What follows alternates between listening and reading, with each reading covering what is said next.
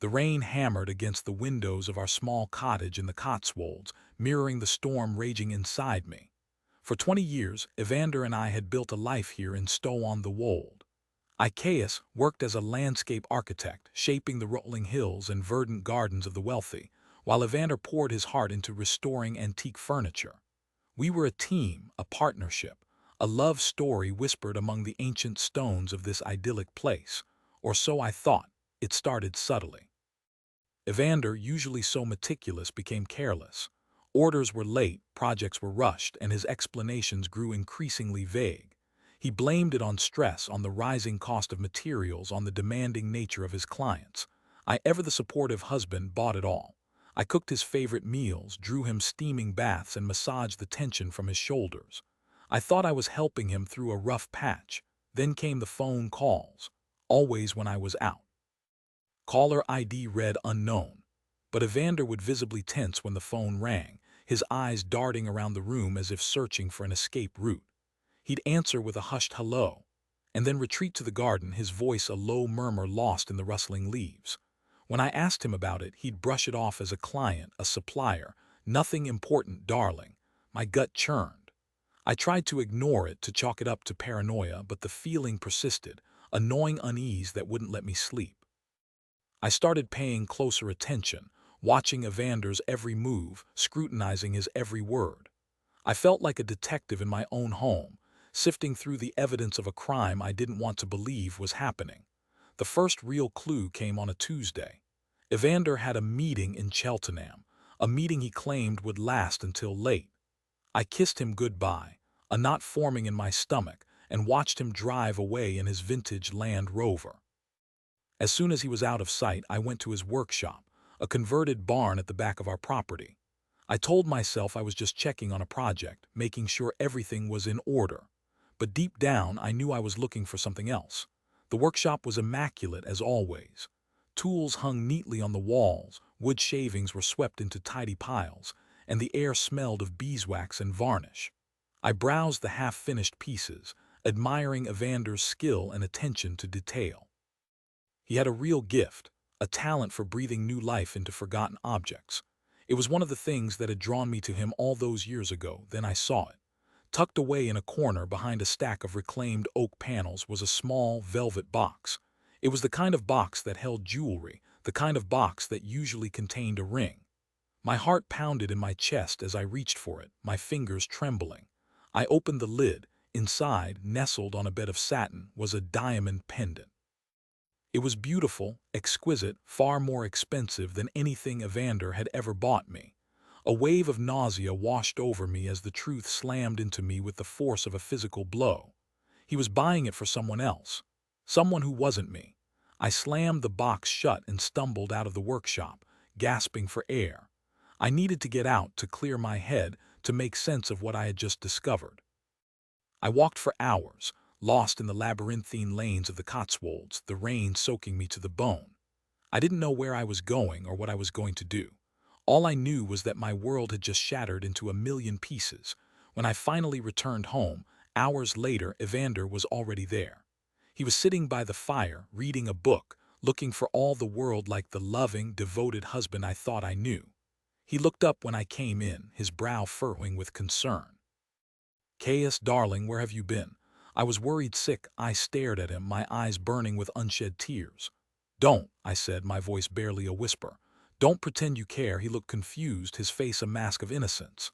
"What are you talking about?" I walked over to the fireplace and grabbed a poker, my hands shaking with rage. "I know about the pendant, Evander. I know about the meeting in Cheltenham. I know about everything." His face paled. He opened his mouth to speak, but no words came out. He just sat there, staring at me, his eyes wide with fear. "Who is she, Evander?" I demanded, my voice rising. "Who is she that you would betray me like this?" After all these years, he hung his head, his shoulders slumping in defeat. "Her name is Isolde," he said, his voice barely audible. "She works at the antique shop in Cheltenham. Isolde." The name tasted like poison on my tongue. I didn't know her, had never even heard of her. But in that moment, I hated her with a passion I never knew I was capable of. "How long?" I asked, my voice trembling. "6 months," he whispered. "It started 6 months ago, 6 months. For 6 months he had been living a lie, leading a double life, betraying my trust in the most profound way imaginable. 6 months of whispered phone calls, secret meetings, and stolen moments with another woman. I dropped the poker, the clatter echoing in the silent room. I couldn't breathe, couldn't think, couldn't feel anything but a crushing weight of despair. I turned and ran out of the cottage, out into the storm, away from the man I thought I loved. I spent the next few days in a haze of grief and anger. I couldn't eat, couldn't sleep, couldn't function.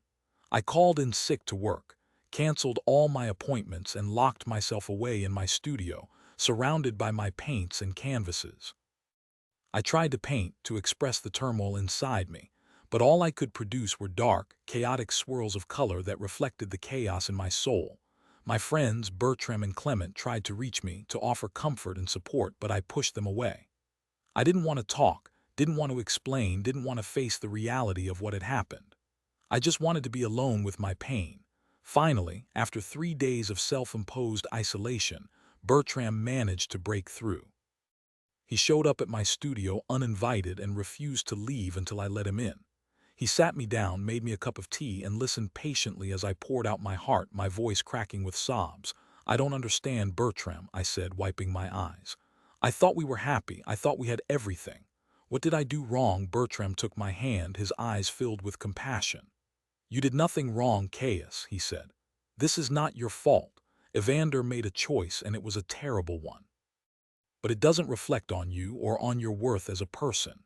His words were a small comfort, a tiny flicker of light in the darkness, but they were enough to give me the strength to start picking up the pieces of my shattered life. I decided to confront Evander, to demand answers, to tell him exactly how much he had hurt me. I drove back to the cottage, my hands gripping the steering wheel so tightly that my knuckles turned white. I marched inside, my heart pounding in my chest. Evander was there, sitting at the kitchen table, his head in his hands.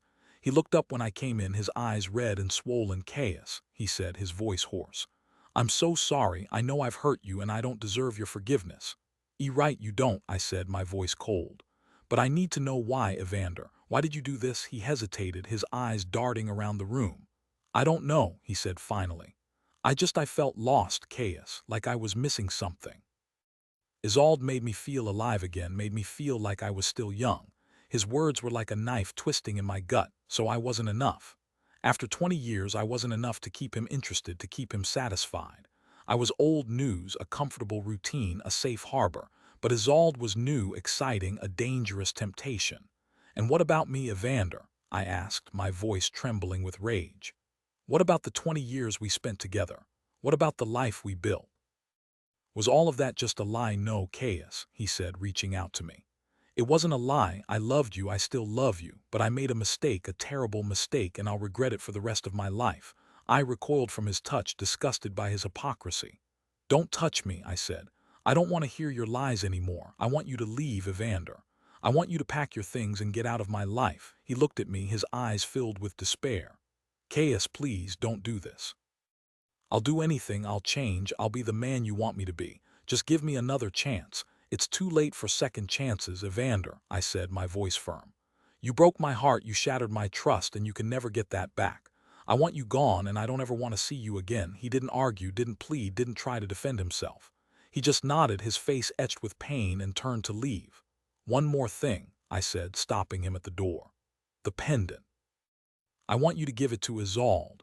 Tell her it's a parting gift, a reminder of the man who betrayed his husband for her." He flinched as if I had struck him, but he didn't say anything.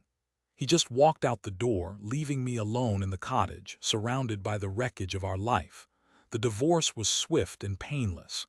Evander didn't contest anything, didn't try to fight for the cottage, didn't even ask for alimony. He just signed the papers and disappeared from my life as quickly as he had entered it. I was left with the cottage, my studio, and a broken heart. I threw myself into my work, pouring all my energy and emotion into my landscapes.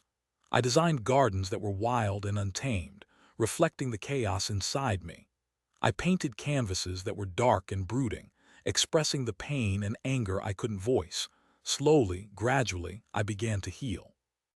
The pain didn't disappear entirely, but it dulled, became a manageable ache instead of a crippling agony. I started spending time with my friends again, laughing, talking, remembering what it felt like to be happy. One day, a few months after the divorce, I received a letter. It was from Isolde. "Dear Caius," she wrote. "I'm writing to you because I feel I owe you an explanation and an apology. I know that what happened between Evander and me was wrong, and I am deeply sorry for the pain I caused you. I didn't know he was married when we first met. He told me he was separated, that his marriage was over. I know that sounds like a click, but it's the truth. By the time I found out he was lying, I had already fallen in love with him. I know this doesn't excuse my behavior, but I hope it helps you understand. I never meant to hurt you, and I am truly sorry for the pain I caused. As for the pendant, I returned it to Evander. I don't want anything that was bought with lies and deceit. I hope one day you can find it in your heart to forgive me. Sincerely, Isolde." I read the letter several times, my mind reeling. Could it be true? Had Evander lied to Isolde as well? Had he manipulated both of us for his own selfish desires? I decided to find out. I tracked down Isolde's address and drove to Cheltenham to meet her. She was a petite woman with kind eyes and a gentle smile. She looked nothing like I had imagined. We sat in a coffee shop, talking for hours. She told me everything, from the moment she met Evander to the day she found out he was married. She showed me the text messages he had sent her, the emails he had written, the lies he had told. It was all there, in black and white. As I listened to her story, I realized that I wasn't the only victim in this situation. Isolde had been manipulated and deceived as well, used and discarded by a man who cared only about his own selfish desires. By the end of our conversation, I didn't hate her anymore. I felt sorry for her and for myself. We had both been betrayed by the same man, and we were both left to pick up the pieces of our shattered lives. I never spoke to Evander again. I heard through mutual friends that he had moved to London and was working as a freelance furniture restorer. He seemed to be doing well, but I didn't care. He was no longer a part of my life, and I had no desire to see him again. I focused on my work, my friends, and my own healing. I learned to trust again, to love again, to open my heart to the possibility of happiness. It wasn't easy, but I did it. I rebuilt my life, stronger and more resilient than before. And one day I met someone new. His name was Leif, and he was everything Evander wasn't: honest, kind, and completely devoted to me. We fell in love, slowly and gradually, and built a life together that was based on trust, respect, and mutual admiration. We built a new cottage, a new garden, a new love story, whispered among the ancient stones of the Cotswolds.